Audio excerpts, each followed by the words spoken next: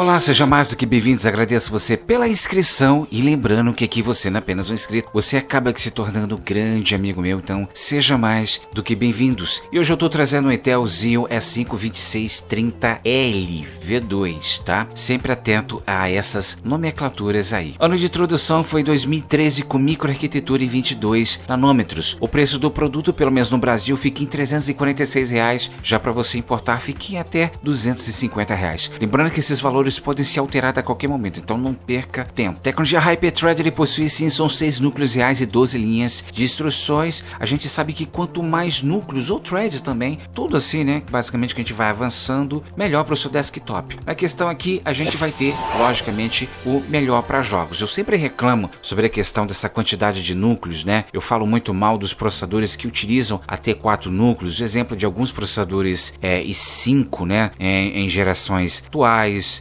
i7 em gerações ali da quarta geração. A gente vê que 6 núcleos são sim essenciais na maioria dos jogos para você ter uma desenvoltura bom. Também na questão aí do usuário multitarefa, 6 núcleos é ideal e a gente já encontra basicamente isso aqui nessa tecnologia extremamente baixo, tá? Logicamente a gente não fala só sobre da questão de clock, mas aqui o nosso clock está muito baixo, tá?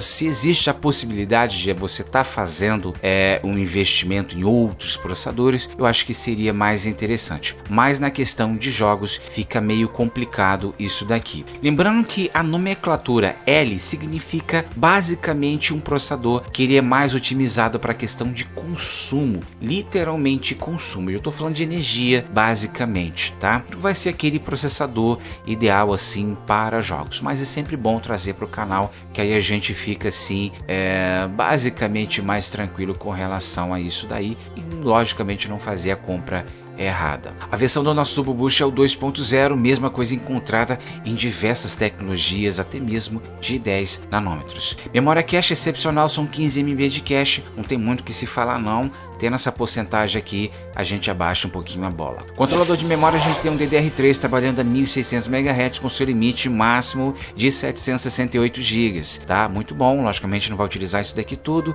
A T3216 aí estourando, seria bem interessante a gente utilizar nessa máquina. Canais de memória, assim como qualquer outro, né, processador dessa linha aqui, vai utilizar 4 canais de memória. Então, o que acontece? Você pode sim estar fazendo o quadri-channel. Logicamente dá para você utilizar o singlet channel, dual channel, flex mode ou até mesmo o trip channel, ok? Fica ao seu critério o que você acha interessante aí. O socket da placa-mãe do processador LGA 2011 e o chipset compatível é o X79.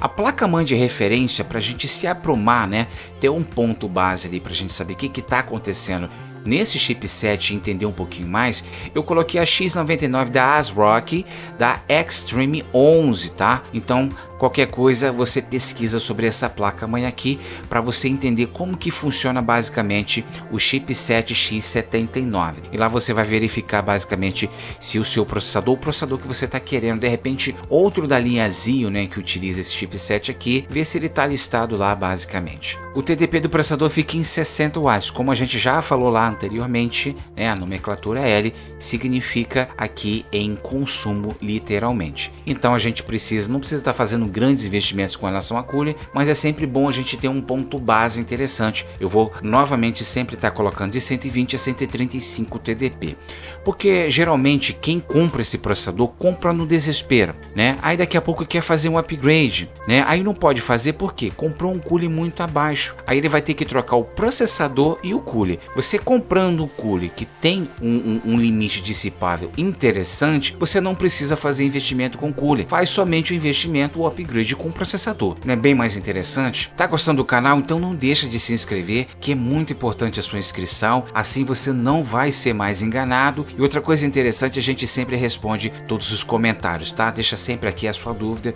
e a gente sempre vai estar junto. Limite máximo estável do processador, até onde ele pode trabalhar tranquilamente, sem perda de clock nem nada, é 63 graus. Respeitando o TDP, como acabei de falar sobre a questão do cooler, você não vai ter problema com relação a isso daí não, tá? Outra coisa interessante, eu não estou trazendo muito, mas acredito que você saiba que precisa de uma pasta térmica para você ter uma dissipação mais interessante ainda, tá ok? Controlador de vídeo, nada de controlador de vídeo, vai ter que fazer investimento com a placa de vídeo, não faça grandes investimentos, só para você ter um vídeo interessante, né? Me dá uma luz, Paulo, basicamente, que tipo de placa de vídeo eu posso colocar aqui, só para mim não ficar sem vídeo? Cara, pelo menos uma GTX aí, 750, uma 750 Ti para você não ficar a ver navios. Pode escolher outras placas, um pouquinho mais inferior também, só para você jogar aquele joguinho e não ficar sem jogar. Logicamente existem outras configurações, existem outras placas de vídeo,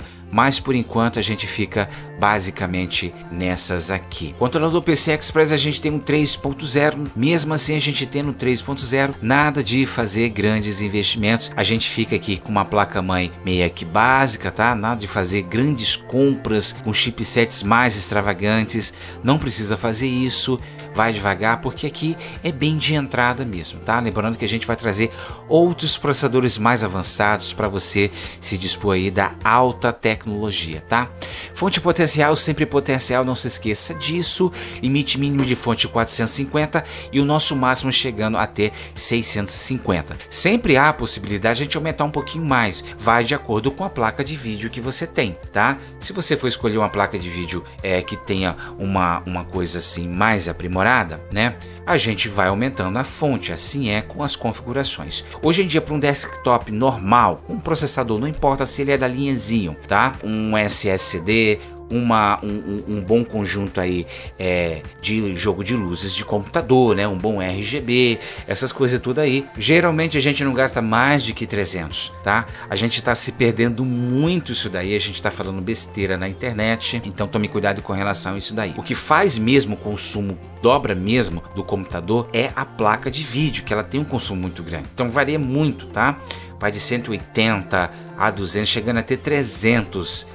Então tem que tomar cuidado com relação a isso aí. O nosso limite de fonte continua sim sendo 450.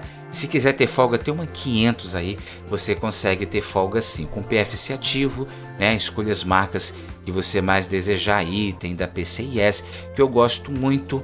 Tem da Cooler Master, que eu também utilizo. E aí, gostou do vídeo? Não deixe de se inscrever. Outra coisa interessante para a gente fechar esse vídeo aqui, fechar esse ciclo aqui, bem rapidinho, é o filtro de linha. Para você ter respeito a todo esse set game que a gente sempre fala aqui, filtro de linha para você não ter problemas futuros. Assim você vai se sentir mais tranquilo. Eu garanto isso para você. Não deixe de se inscrever, vem fazer parte da nossa comunidade. E é isso aí, a gente sempre vai estar junto.